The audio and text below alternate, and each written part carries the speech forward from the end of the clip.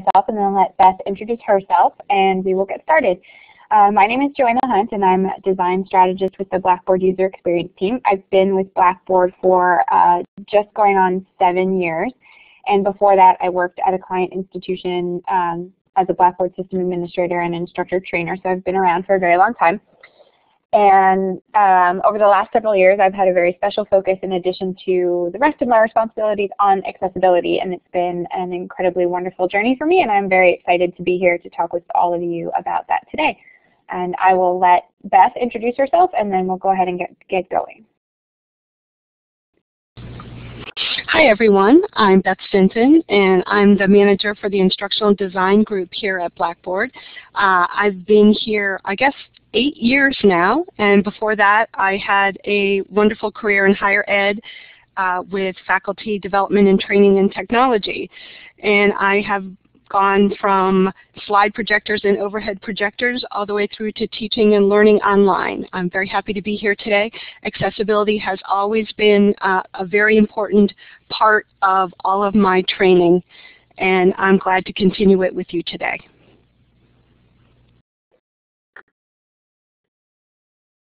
So what we wanted to focus on today was why accessibility is an important thing, and give you guys some tools that you can take away from the session that can help you feel like you know where to go, you know what to do, and you know where to find the information that you're looking for, and then a couple of deeper dive topics. But really what it comes down to is that accessible applications really do allow all the users to complete the same tasks in a very simple and efficient manner.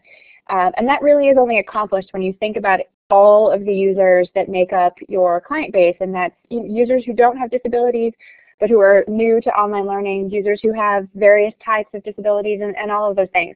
If you don't think about all of them early in the process, it's very difficult to get to a system that meets this goal, that allows the same set of users to complete the same set of tasks in a similar amount of simplicity and efficiency, and that's what we're all striving for. But in order to help you guys more directly, what we wanted to do was focus on the things that matter most to you. And earlier this year, we sent out a survey to the Blackboard Idea Exchange community that was asking what some of your biggest challenges are with regard to accessibility. And I wanted to share some of those results with you, as they've definitely helped Beth and I focus on what today's training session should be about. So let's talk first about barriers to accessibility. Most of the respondents actually fell into one of two categories when they were talking about barriers to accessibility. In most cases, folks are feeling like their lack of knowledge is their biggest barrier to being able to build accessible content in their course. And that's where webinars like this and resources that are available on help.blackboard.com and the Blackboard corporate website even can help you guys have a starting place and know where to go to find that information. The second is lack of time. There's a perception that building accessibility into your courses takes longer and takes more time. And I think that to a certain extent is true, but if you think about the accessibility of your content, and if you understand the 2 or 3 simple key things that need to be done when you're creating content, it really doesn't take that much more time to build an accessible version of your content than it does to build the content in the first place. The time comes in when you have to go back and fix content that was not built with accessibility in mind. And so really what Beth and I are hoping to do today with regards to all of this is give you the tools that allow you to go back and build accessible content as you're building new content for the fall semester. The other two were the barriers that people identified were challenges with the learning management system and generally speaking a lack of awareness of accessibility and not really knowing what they should know and what they should be doing. And hopefully we can touch on a broad sense of those things as well today in our conversation. And then let's talk a minute about what the respondents felt was their personal knowledge gaps when it came to accessibility. In a lot of cases, it was knowledge of the assistive technology that users with visual impairments use to access the software. Of the well-known screen reader technology, JAWS is the most commonly heard assistive technology, but there are a wide variety of technologies that are out there that users with disabilities make use of to try to make their interaction with systems like Blackboard and other web-based environments, and generally just with technology overall, more efficient, more effective. The Apple Mac VoiceOver screen reader, which ships with the Mac OS X operating system is another very good screen reader that's gaining in popularity, and definitely something that we're starting to hear more about on our side, and I'm sure you guys will as well as your students start to pick up newer, more advanced technology. And there's lots of resources available on the web to help you understand that. The second biggest knowledge gap was in captioning videos. As we move more towards online learning and dedicated technology-based courses, media files and videos and audio files and all of those other wonderful online goodness content items are becoming more and more and more popular. But when you have users who have hearing impairments or disabilities of a variety of kinds, sometimes those media files can cause more challenges than students have previously experienced in getting access to the educational content that they need. And that's one place where we actually want to spend a lot of our time today, is talking about captioning. And this is why, because captioning is the highest reported by far challenge that students are facing, things that teachers are being asked about in their classroom. When they post videos that don't have captions, they're getting questions about it. They're getting asked about how they can get access to those things. Disability Services offices spend a large amount of money on captioning videos that are created in-house and trying to work with faculty who have students with hearing impairments to ensure that any videos they find or post are captioned. But there's lots of simple ways that you can do that even on your own, and it doesn't need to seem as big and as daunting and as frightening as it may be. And so we do want to spend a little bit of time on that. Time on tests was the second biggest challenge area for students, and we're very excited to tell you that with Service Pack 12, a new piece of functionality inside of our testing engine was released that allows you to make accommodations for students who require more time without needing to create a separate version of the test. You can just extend the time for that one individual student and it handles their accommodation appropriately. And you can set up multiple accommodations for students with different needs on the same test, and the system just handles it flawlessly. So we're very, very, very excited about that. But let's go ahead and jump forward and talk a little bit about where you get started. So really, the student success at the end of the day is the thing that we all care the most about, making sure that all of the students in our classrooms have access to the educational materials that help them succeed in their learning.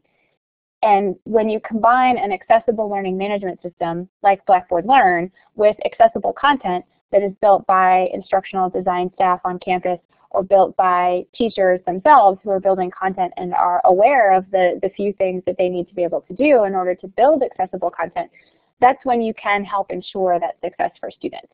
And what we would like to do is give you the tools to feel confident in your ability to deliver on the accessible content, as well as some understanding about why this is important and why it's something that you all have just as much responsibility to pay attention to as we do in ensuring that our learning management system is accessible. If we delivered software to you that was inaccessible, your students would have just as much challenges, even more so to a large extent, if the content was inaccessible. It's exactly true on the opposite side. If the learning management system is perfectly accessible but the content within it is not, the students are going to struggle just as much as if the Blackboard software itself was inaccessible. And so we would like to help you learn how to improve that. But let's talk for a little while about the learning management system itself. Learning management systems are very complicated. They're full of all kinds of interactivity. There's lots of things going on all the time. There's static content that's visible on a page. There's dynamic content that shows up in menus or in modal dialogues and pops open on the screen. And there's lots of things that are going on. And that makes it challenging to make them accessible. It doesn't mean that it can't happen. It just makes it challenging. And it's something at Blackboard that we take very seriously and we pay very close attention to. The user experience and product development teams at Blackboard, as well as the company in general, are very, very, very committed to ensuring that our educational platform is usable and accessible for everybody, regardless of age, ability, location, situation, any of those things. We think about accessibility from day one all the way through to release of any feature or product that we put out. And every release of Blackboard Learn gets more and more accessible as we move forward.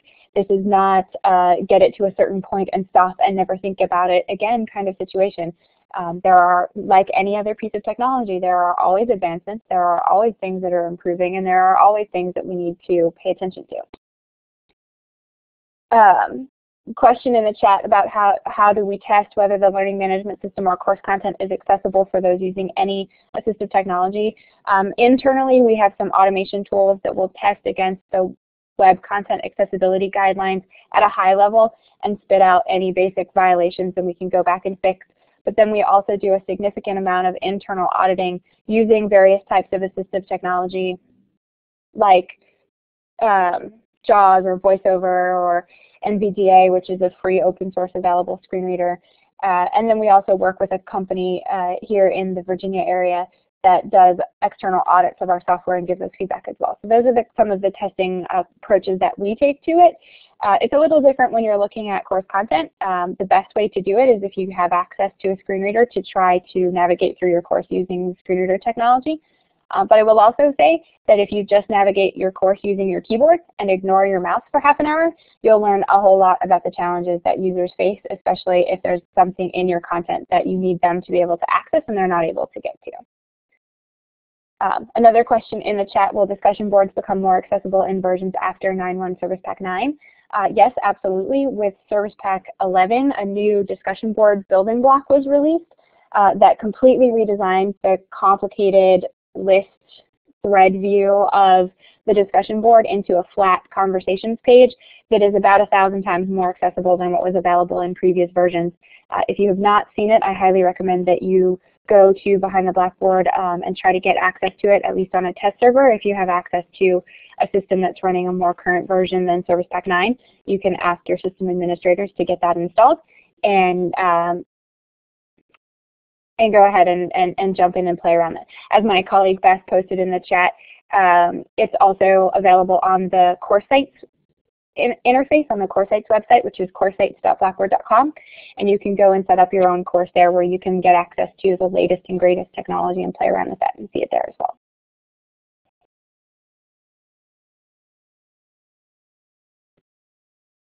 So one thing I did want to touch on before we jump forward is the learning management system that we deliver has gone through a significant amount of improvement in accessibility over the last several releases.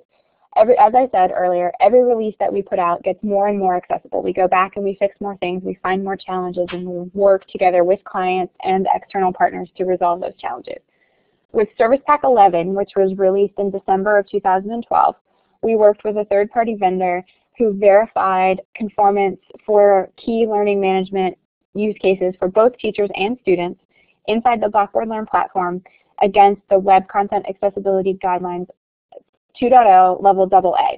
For anyone who is familiar, you understand what all of that means. For anyone who is not, it is the new accessibility standards that are published by the World Wide Web Consortium. They're the internationally recognized standards on which Section 508 is based. And Level A is a very successful level of accessibility. It means you've gone above and beyond the basic challenges of accessing, doing more to improve the experience as well as just improve the technical accessibility of the product. And this is something that we're very excited about, and we're very pleased to be able to stand up here and share with you.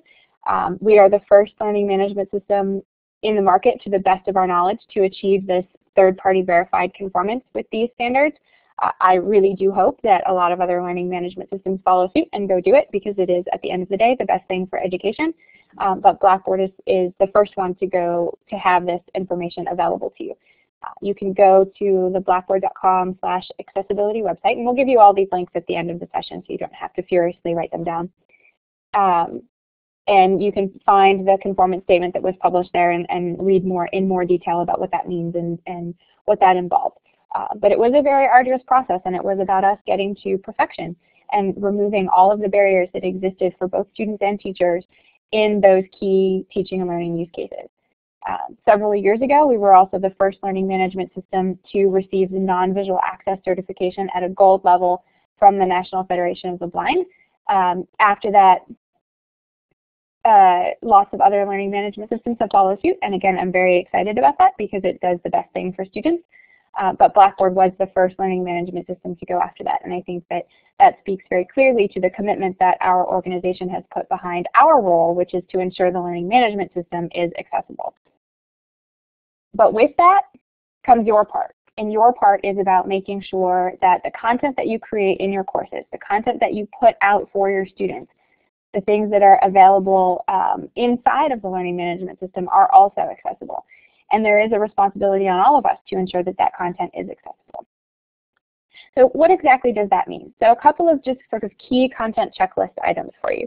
You need to make sure that any images that you post in your course have alt text. And for anyone who is unfamiliar, alt text is alternative text that provides a textual update about what that content is. And it needs to be very specific. It should be concise and short and succinct, and it should tell you literally what the image is. If you're posting a diagram of something where visually provides more complex information, then you also need to make sure that that information is available in a text format, not in alt text, in a long description or in a paragraph of text that you put alongside the image. So anyone who can't see that diagram can still understand what it is that you're trying to convey with it. And then you also need to look at your attachments, any Word documents or PDF documents or PowerPoint slides that you post into the system need to be properly structured or tagged. You need to use the embedded heading and formatting structures that are available in your word processing software and call a heading because that helps a screen reader identify that as a heading and learn how to read the page and allow users to jump around to the different sections of content that are available for you. And the same thing is true with PDFs. There's a lot of talk in the industry about PDFs not being accessible, and that's true when they're image versions of PDFs. When you just do a simple save this document to PDF, more often than not, what the operating system does is just takes an image of it. And an image is not something that can be read by screen reader technology. But if you go through the process of actually tagging the PDF and identifying headings as headings and lists as lists, PDF documents can actually be incredibly accessible and easily used by users with screen readers and other assistive technology. But then you also want to make sure that you're providing clear and succinct directions, instructions, expectations for your students. Make sure that they understand what it is that you expect of them, what it is that you need for them to do in a particular assignment or on a particular test or even within a particular unit. That is very important for students who have learning disabilities or other cognitive challenges that may prevent them from focusing very well. When they're given instructions and given directions to follow, they're much more likely to follow that through to a successful outcome than if they're unsure about what is expected in a particular element. And then color choices, making sure that color choices have proper contrast. For anyone who has any amount of challenge visually, color is almost always the first thing that you find difficult. Reading gray text on a white background or reading light blue text on a dark blue background. Those things are difficult to do. Users who are colorblind can't distinguish between red and green, or in some cases other colors on the spectrum that they can't distinguish between. So it is very, very important that your color choices have proper contrast between background and foreground. Even sometimes black on white can be difficult for some users to read. So it is something that's worth paying attention to. The accessibility guidelines state that you should have a 4.5 to 1 ratio between background and foreground colors that you're using on all content in your system. Sometimes that sounds a little scary. It's a little bit difficult to figure that out, but there are lots of tools available on the web. If you just type color contrast test into Google, you'll find 3 or 4 freely available tools that let you pick a color for your text and pick a color for your background and understand if it has the right contrast level. Paying attention to those things makes your content more accessible, makes your students more successful. And then the most important one on this checklist is making sure that videos are captioned. And because this was the biggest challenge area faced by your students, and also the biggest thing that folks felt they had significant knowledge gap in, this is where we want to concentrate the majority of our time today. So with that, I'm going to turn things over to Beth, and she's going to talk you through how you can simply and easily caption videos and how you should think about that when you're looking for and creating media content for your courses. Thanks, JoAnna. Hi, everyone. I'm going to advance a slide here. And I just want to give a little introduction about captioning, and there has been some chat about captioning this particular webinar. And So I think by explaining the different types of captioning and how captioning is important to different types of people, we'll get a better understanding of how all of this comes together. But captioning is important to lots of different people. They're really important to me, actually. I turn them on my television whenever I am watching British TV because I find it very difficult to understand the language with the accent. So I can turn the volume way, way up and drive everyone out of my living room, or I can turn the captions on. And so I'm not necessarily hearing impaired, and English isn't my second language, but I still find that having the captions there allows me to get a lot more content. So captioning is important for people who are deaf and who have hearing impairments. It's also important for people who have certain types of neurological processing problems that make it difficult for them to follow busy images and to pay attention. So they can read the text at the bottom of the screen and they can follow along. People who are non-native speakers find captioning very, very important. Anybody who works in a noisy environment can have captions on, and therefore they don't have to turn up the sound and compete with the noise, and they can get the content.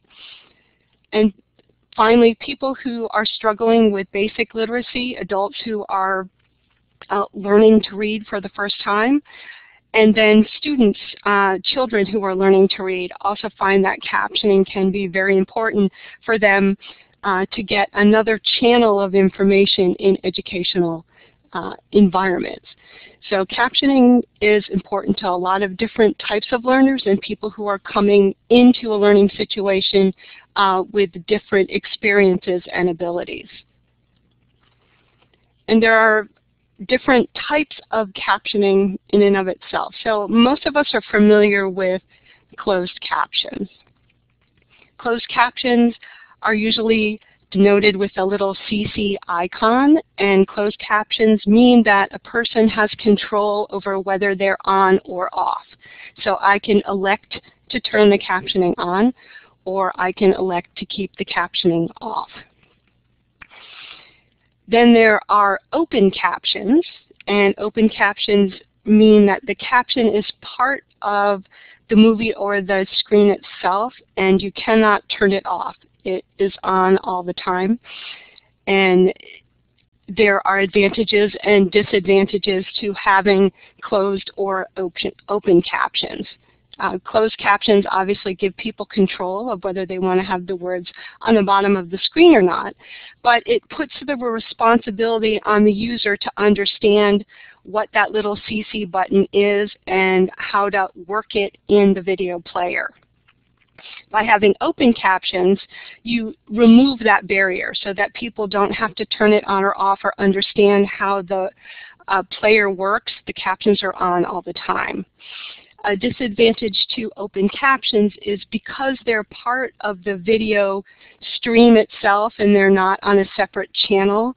If you do reduce the size of the video, you can lose definition in the captioning. So if you change the format of the video to make it smaller, you run the risk of making the captions unreadable because you're reducing the video stream itself. There is real-time captions, and they can be closed caption or open caption, but real-time captions happen during an event. So to follow up with some of the chat, if we had a transcriptionist that was part of this particular video, then as we were speaking, they would be typing in what we were saying, and that occurs in real time. So television live events have real-time captions. So a person is actually listening and transcribing as the event takes place. Setting up real-time captions for a Collaborate session, for a webinar, for a live video event takes some planning, and you have to engage in someone who has the skills to be able to transcribe that and set that all up. It's certainly possible, but it takes a little bit of time to set that up, and there's usually some type of fee involved. Audio description is more than just captioning the sounds that happen on the screen, but it describes also what is happening. So the picture I have on the screen says students whispering. It's a picture of a library. So it's describing another sound that's happening in the screen. You could say glass shattering, door slamming. It's part of an audio description. But also, too, if you have a slide narration for PowerPoint and the narrator says, and as you can see on the screen, these 3 points support the theory of, but the narrator doesn't say what those 3 points are, you would need to have an audio description tell what those 3 points are for people who can't see the PowerPoint slide. So those are how audio descriptions come into play. And finally, subtitles. Subtitles are usually used for movie content, and what it does is it transcribes the dialogue from one language to another. Subtitles usually assume that people can hear and see so that they can understand the action that's going on. They can hear the inflection in the voice, but they just don't understand the language. So those are different types of captioning. All of those you will find in different types of video content that's out there. So really, the easiest way for you to add captioned content to your course is to find content that already has been captioned.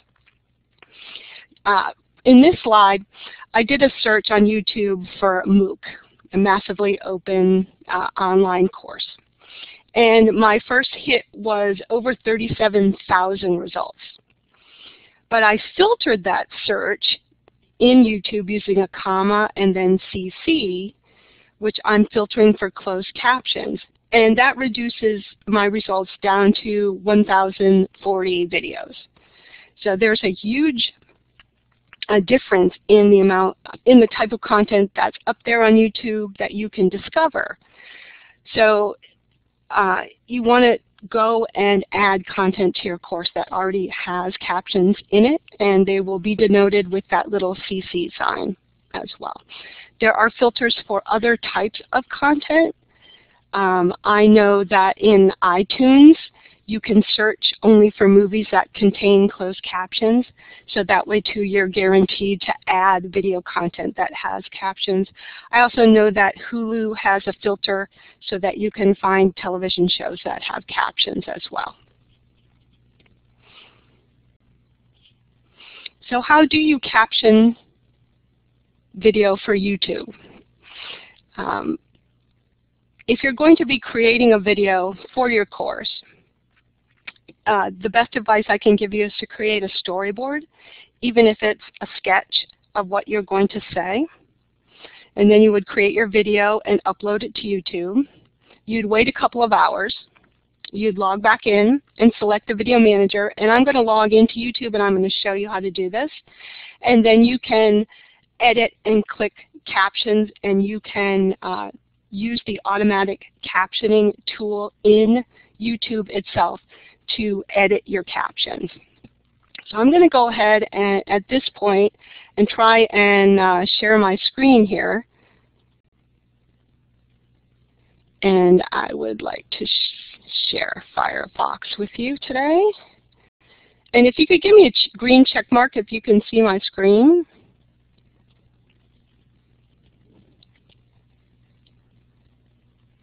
That would be terrific. Okay, it looks like most people there can see Firefox.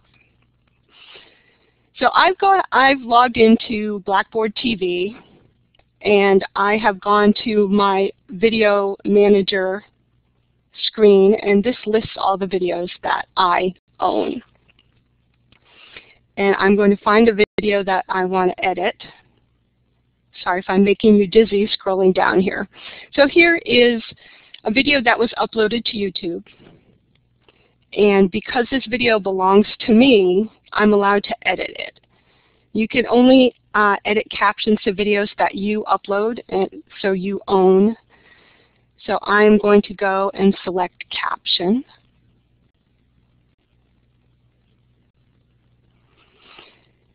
And here is our video. And after you wait a certain amount of time after you upload your YouTube video, the automatic captioning tool will go through and make its best guess on what your captions are. So you would go ahead and click this, and it opens up a text editor that has the time code automatically created for you, and it will follow along on the video. And if you have a storyboard and you have everything typed out, you can just copy and paste your text in.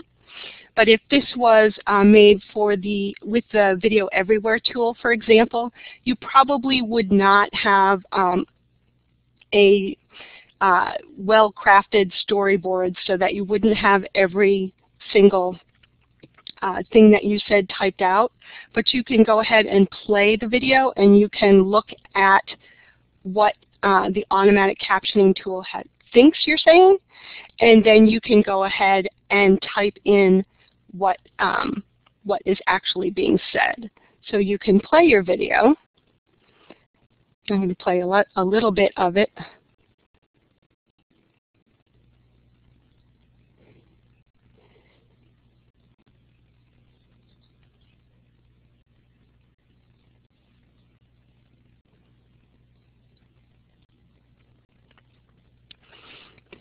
So automatically, as you go through the captioning tool, the time code highlights where you are on the video, and you can see it on the screen. And we know that she didn't say, kids, I believe Word would choose to apart, mart, and feel free to do. So I can just go in here and I can type in what she really said. You can also add punctuation, capitalization, all of that type of thing. And this is automatically saved as you move through. And you go down your video, and you go ahead and you change the captions. If you save a copy, it will make an extra copy of this file. The nice thing about having accurate and a copy of your captions is that it can be downloaded and used for other purposes. But really, it's as easy as this.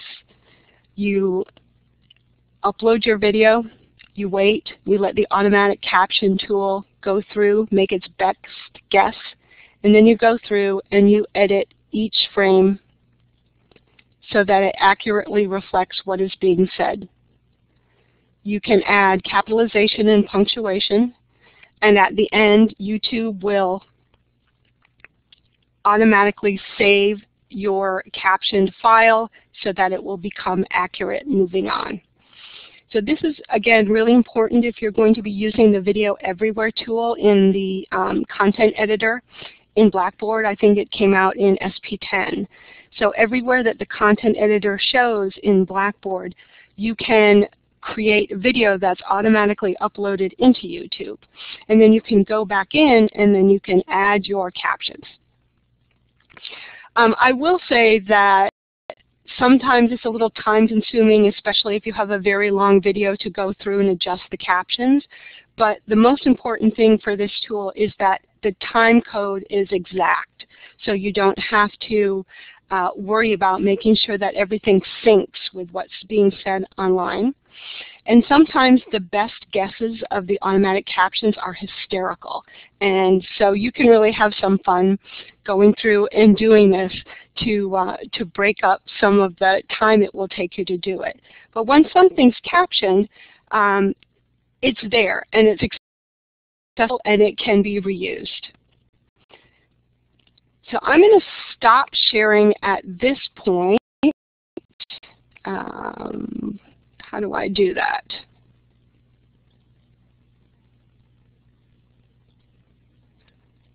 And I want to go back to the PowerPoint.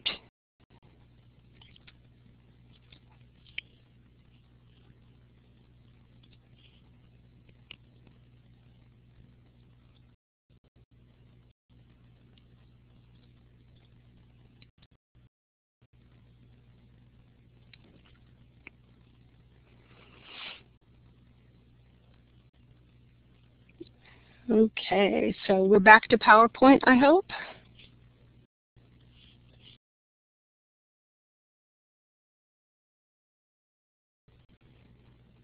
All right, we are back to slides. Fantastic. I have a little bandwidth problem here. So this is just what I showed you.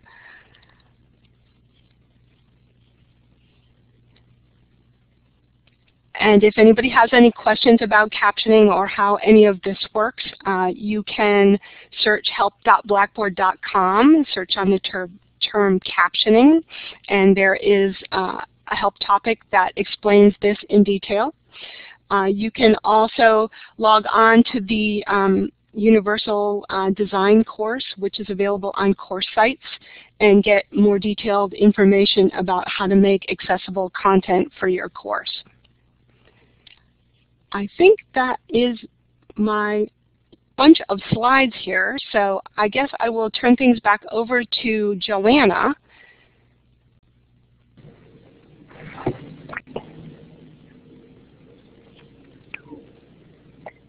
Thanks, Beth. So I wanted to take a few moments to pause in the discussion today before we jump into we have some slides around some most recent product updates with regards to accessibility that I would love to be able to share you. But the most important thing for us is to make sure that you all feel like you learned something new about how to build accessible content in your course. So I would like to take the opportunity to open the floor to questions about doing captioning or Word documents or PDF documents or any burning concerns that you have around how to build accessible content or things that you want to know about ensuring your students' success if they happen to have a disability in your course, and take an opportunity for a discussion with the group. And then with any time we have left, I can walk you through some of the product updates that we have. But just before we get there, a couple of links to share with you. If you are interested in being more involved in the development of the accessible learning management features, there are a couple of opportunities available to you. The Client Accessibility Interest Group, with the link that's posted here, is a broader accessibility user group that is managed by a group of clients at the University of Illinois, and they talk about accessibility and education in general.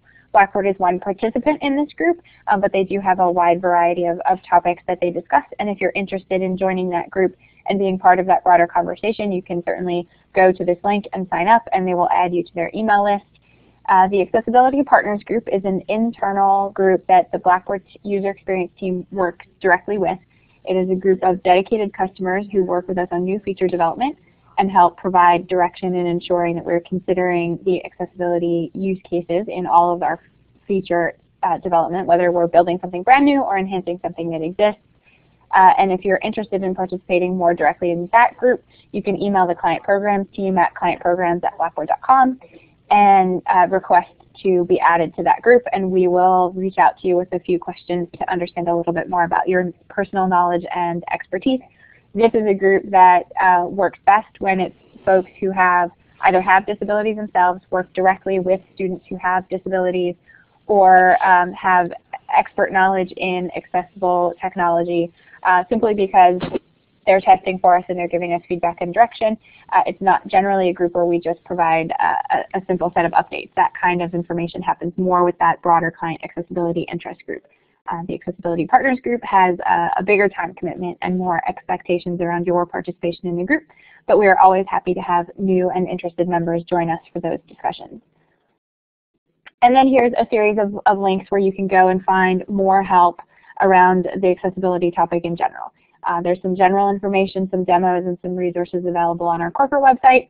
We very regularly blog about accessibility on the Blackboard blog, most recently with some updates and information about some of our most recent improvements.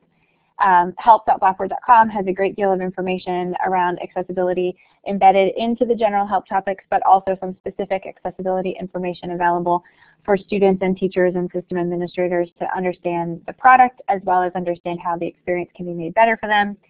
And then there are some very interesting getting started guides available on ondemand.blackboard.com as well. So you can search for any of those terms and find information available to you from the Blackboard training and documentation team on any of those sites. So I do see a couple of questions in the chat. Let me just take a minute and scroll through them and see which ones have been responded to, if any of them, and then we will get to them.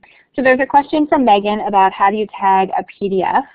I will actually pass that over to Liam or Beth to talk about, as they do that a little bit more regularly than I do, and I want to make sure we're giving you the most accurate information. So Beth, if you want to take that question.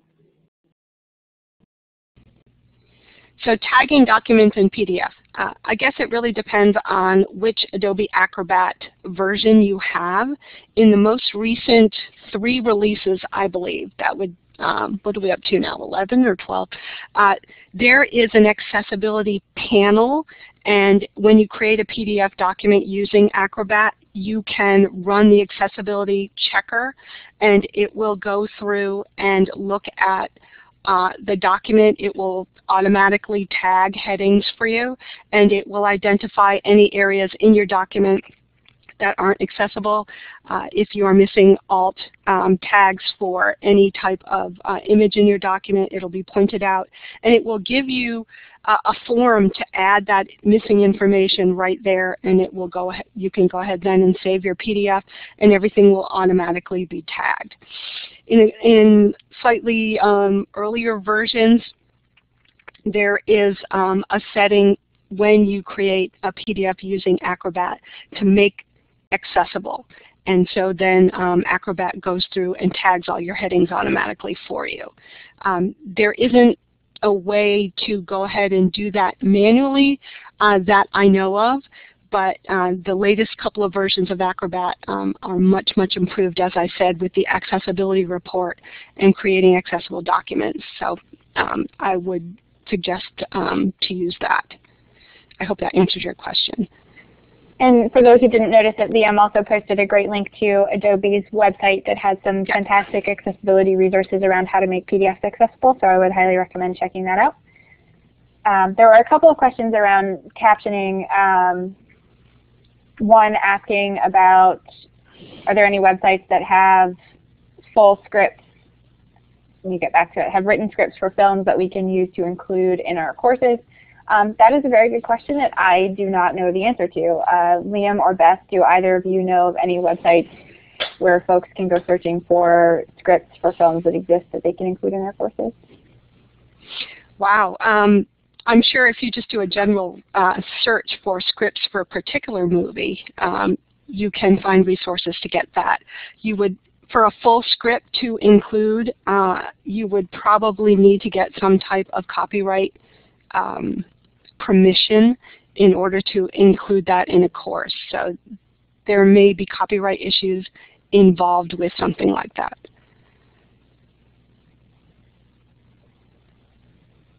And there was a question as well from Peggy about using ScreenFlow to record something and upload it into Vimeo, but that doesn't do captioning. I believe that was responded to by one of her peers in the chat, a recommendation to use universal subtitles to create the caption and then merge things back together to be posted in Blackboard.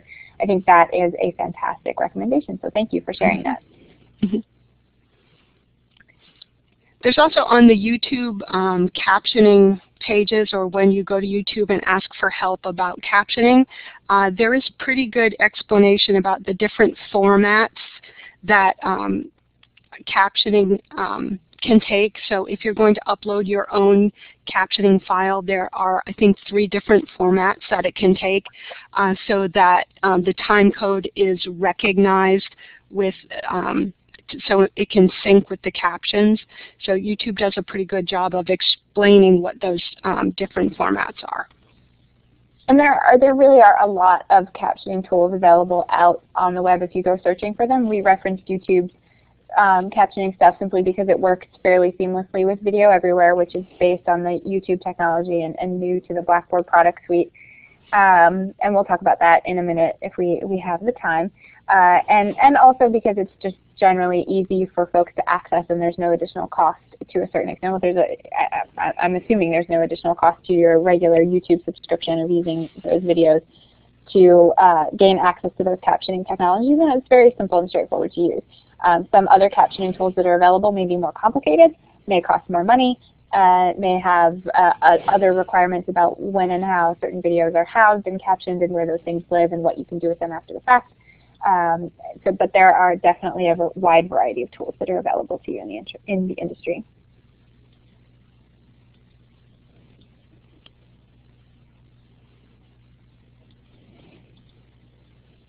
And I'm not sure that I would say YouTube is the preferred platform. It's just definitely the easiest one to integrate into the Blackboard Learning Management System. But you can certainly take videos that are built or created or in other formats and embed them into the Blackboard product without any difficulty. The challenge there is ensuring that the captions are done in different methods and embedded into those videos. And if they're embedded correctly into the video files, it doesn't matter if it came from YouTube or if it's some Windows media file or anything like that. It will render and play correctly inside of the Blackboard Learning Management System. It just may be more difficult to create.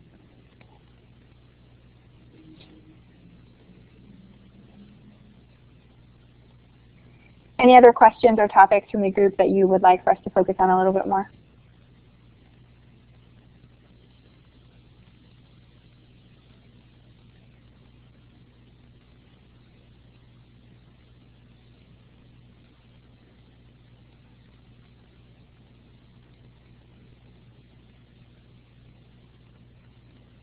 Seems like we have a couple of people who are typing.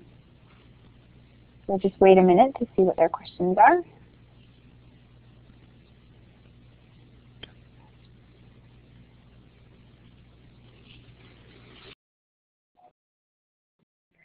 Okay, lots of folks asking for new features. So let's go ahead and jump through and take a look at some new and exciting product improvements related to accessibility.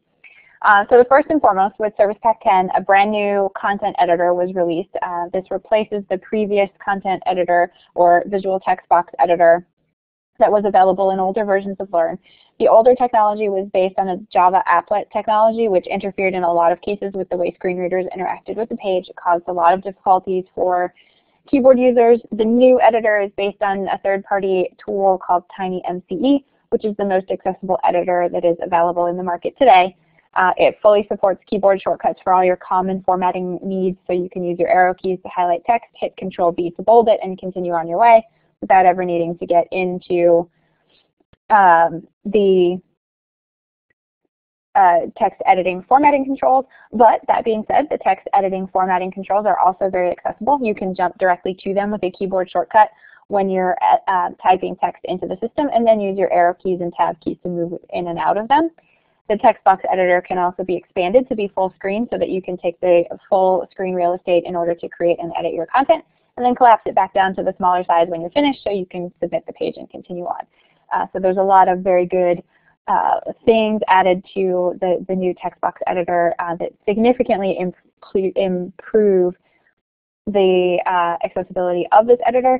And probably the most important thing is that it actually properly cleans up the unnecessary HTML code that's added when you copy from Word. All of that is very cleanly stripped out. The resulting HTML behind the scenes is incredibly crisp and clean, and that makes it possible for users with screen readers to consume content that's been copied out of Word and pasted into the Blackboard system.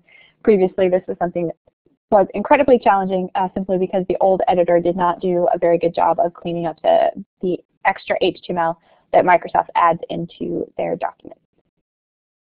I'm going to take one quick pause here to answer Linda's question in the chat. Can text transcripts be used in place of captions? Technically speaking, yes, they can. You can provide text transcripts as an optional way for users to gain access to the information that's presented inside of an audio or video file. However, they are not as useful as captions. They don't necessarily lend themselves to the same efficient experience because the user needs to match up the text with what they're seeing on the screen all on their own, and that can cause other challenges for those users. So at the end of the day, the industry would definitely would recommend using captions because it is just a much better experience. But if you don't have anything else and you really don't have the time or the budget to caption the videos, a text transcript is better than nothing.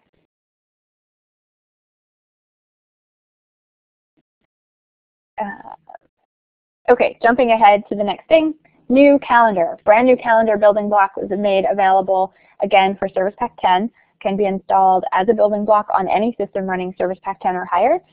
completely replaces the old institution and course calendar that was available in Blackboard Learn, and is highly, highly, highly accessible. This is something we worked very closely with a group of customers on to ensure that we got the experience correct and that it can be completely interacted with using screen reader technology, but also just using your keyboard.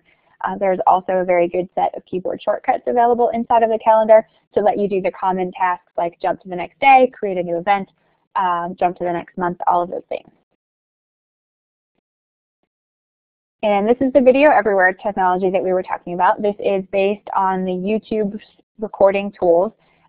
It's embedded into the text box editor, so anywhere that you have access to the content editor for both instructors and students, they can click one little button that launches this video recording tool, and they can record a video-based message into the system, save it. It automatically saves it to their own personal YouTube account. It's unlisted by default, so it's private. It's not shared publicly. And because it's stored in your YouTube account, you can find a video that you recorded in section A and use it again in section B without any difficulty. So it definitely promotes reuse. And again, if you go to the YouTube website and you find that video in your account and you go through the captioning process that Beth described earlier, then these video everywhere snippets that you create in your course can be captioned and made more accessible as well. The one caveat that I will say here is that the video recording technology created by YouTube, the actual button that says stop and start recording, is a flash-based button, which does not currently play well with keyboard interaction or screen reader technology, so it can cause challenges for teachers or students who have disabilities in getting access to the recording tools. That's a challenge that has been raised up to the YouTube development team, and they're working on it. Because of the integration that we have with the YouTube tools, when they fix it, it will be fixed inside the Blackboard product with very little extra effort. But it is the one known issue around the video everywhere technology that I think it is fair to let everybody know about. If you can use your mouse, it's a great, wonderful little tool for recording quick videos. Can also be used for students who have hearing impairments but have an ASL peer, American Sign Language peer or translator. They can record videos of themselves signing in terms of discussion board posts and have conversations in their native language as well, which might make their interactions a little bit more pleasant as well. This is the new a screenshot of the new discussion board tool that I mentioned at the beginning of the webinar in response to a question from the chat. Again, this is a building block. It's available on Service Pack 11 and higher. Completely redesigns the main conversations page where all of the messages in a particular thread are displayed, flattens everything out, creates it on a single page, lets you reply directly in line so you don't need to go away to another page. You're never taken out of context of the thread or the message that you're replying to, and has some very quick and easy ways to understand what are the unread messages and how to move in between them. There were some cleanup tasks completed on some of the other list pages that get you into this page, the main list of all the discussions in your course, for example, to make those easier to navigate as well. But this is definitely the first major redesign to the discussion tool that has been released, and it is a very significant improvement over previous releases. So another view of the discussion board where you can see that you can post directly in line in context with the rest of the messages. And then Quick Links. Quick Links is a new tool that was released with Service Pack 12, and it is targeted towards those motor impaired users who rely very heavily on their keyboard for navigation, who are unable to use a mouse to navigate through the system. Traditional skip links, which are required for conformance with any major accessibility guideline set, really only allow the user to jump to whatever is considered to be the main content on the page. There's no simple way for them to jump back or jump to other areas of the page. What the Quick Links tool does is it takes every content heading and every landmark that's available on the page that helps identify structure of the page, as well as aggregates up any keyboard shortcuts that are relevant to that tool or that page that the user is looking at, and renders them all in one nice, easy list. The user can scroll through the list of headings, find the thing they're looking for, and jump directly to it without needing to navigate the rest of the page. So as a student who was looking to get directly to Chapter 6, they can open Quick Links, jump directly to Chapter 6, and they're there and ready to go, and it opens the content for them without all of the extra hassle of tabbing through the entire page structure in order to get there. Quick Links tool is available with an icon in the top left corner of the screen, so it's visible as the first element on the page when anybody accesses it, but it can also be opened from anywhere in the page at any point in time using the Quick Links keyboard shortcut, which is Shift. This screenshot is inaccurate, actually. The the correct keyboard shortcut is Shift-Alt-L in order to open the Quick Links tool. And again, you can open it from wherever your page focus is anywhere in the application. And then this is the test availability exceptions tool that I referenced again a little earlier in the session, where a teacher can define accommodations or exceptions to the availability of a test for particular students or groups of students. They can allow these users or groups to have more attempts than other groups or students in the class, have more time, change the way that feedback is associated to them, change whether it auto-submits or whether you enforce completion on the test. All of those great, wonderful things that let you actually manage your course effectively without needing to duplicate every test in your course in order to manage a particular student's accommodation.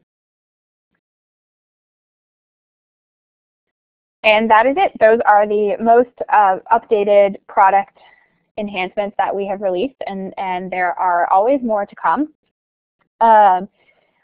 Accessibility is, again, as I said, something that we're constantly improving. There's lots of things yet to be released that have significant improvement to accessibility as well. And in every release going forward, you will just continue to see that increase. Nikki's question in the chat, I assume all of these features have apps for the iPads, etc. I do not work directly with the mobile division, so I do not have a 100% certain answer to that question, but it is definitely something that they are investigating to ensure that the mobile applications are accessible as well, and that they have access to the same features and functionality that are available inside of the web-based Blackboard Learn product. So if you're interested more specifically in mobile accessibility, please do send us an email and we will connect you with the right people to have a conversation with the folks on the mobile team. But Beth and I are more directly concentrating on the Learn product. Okay, thank you, JoAnna and Beth. It was a fantastic presentation, extremely helpful. Appreciate it. As always, this will be recorded, and you'll be able to find the link shortly after this presentation. Any other questions? Okay, thank you for joining us, and keep an eye out for the session starting back up in the fall.